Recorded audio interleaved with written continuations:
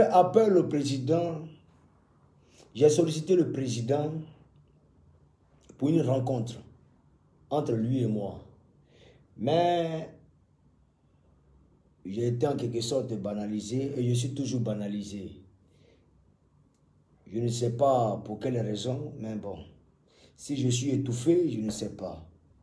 Mais je veux rencontrer le président de la République. Ce n'est pas pour des Bordeaux, mais c'est pour la Côte d'Ivoire.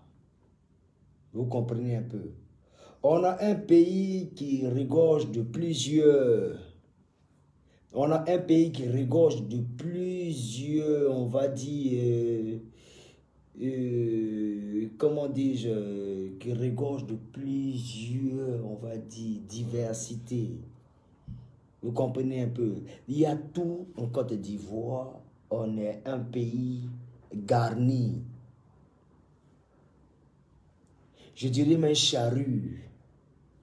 Pour ne pas dire une chose, mais... La Côte d'Ivoire a plusieurs valeurs, on va dire, juteux. Il y a des valeurs, c'est un pays juteux. Donc, je n'ose croire et je n'ose voir un pays comme la Côte d'Ivoire dans un chaos hors du commun. Vous comprenez un peu? Alors, moi, de Bordeaux, étant un citoyen qui se transforme, on va dire, en, même pas autorité, mais qui se transforme, on va dire, en artiste de Côte d'Ivoire, reconnu, redoutable, même si vous ne voulez pas, je suis une pièce maîtresse, oui, de ce pays, musicalement parlant et culturellement. Je dis, bon, ok, comment apporter aussi... Ma pierre à l'édifice. Même pas ma pierre à l'édifice, on va dire, mais comment apporter aussi un soutien à la Côte d'Ivoire. Alors, je prends l'initiative de rencontrer le président. Ce n'est pas pour moi, comme je le dis, ce n'est pas pour moi. C'est pour la Côte d'Ivoire. La Côte d'Ivoire de nos ancêtres, la Côte d'Ivoire de nos parents, la Côte d'Ivoire de ceux qui nous ont mis au monde, la Côte d'Ivoire de mes jeunes frères aujourd'hui qui n'arrivent pas à joindre les deux bouts. On dit non, de Bordeaux, tu cherches l'argent. Je suis désolé.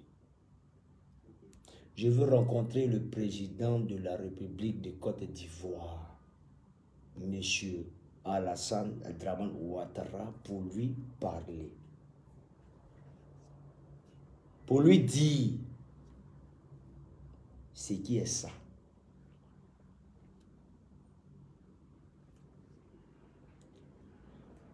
Pour lui dire ce qui est bon pour la Côte d'Ivoire et ce qui est bon pour lui-même. D'autres disent non, tu vas aller lui dire, non, tu vas le racketter, non, nanani, machin, non. Vous savez, un président a toujours des conseillers. Il n'y a pas de souci. Chacun apporte son élan de conseil, mais il y a des personnes qui sortent de nulle part pour envoyer des messages, de par peut-être leur révélation, de par peut-être ce qu'ils ont appris, de par peut-être leur analyse. Moi, je suis considéré en quelque sorte, je me considère comme un analytique, on va dire comme quelqu'un qui essaie de superviser, qui essaie en quelque sorte de regarder de part et d'autre, un peu de gauche à droite, enfin, de faire un rendu. Mais j'ai comme l'impression que dans mon propre pays, je suis un peu marginalisé. Mais laissez-moi vous dire, très chers Ivoiriens, il va falloir vous méfier, pas de la Côte d'Ivoire, mais de vous-même. L'Ivoirien a pris la peine de s'engraisser de haine. Jeune de Côte d'Ivoire, tu as pris la peine d'adopter et d'absorber la haine en toi. Il va falloir y remédier et en quelque sorte de faire une remise en cause. L'Ivoirien de nos jours est devenu influençable. L'Ivoirien est influençable et il a une facilité d'adopter un certain comportement à partir de certains, écoute-moi très bien, à partir de certaines instructions qu'on lui propose. Il suffira seulement de lui montrer quelques intérêts, quelques pseudo-intérêts autour.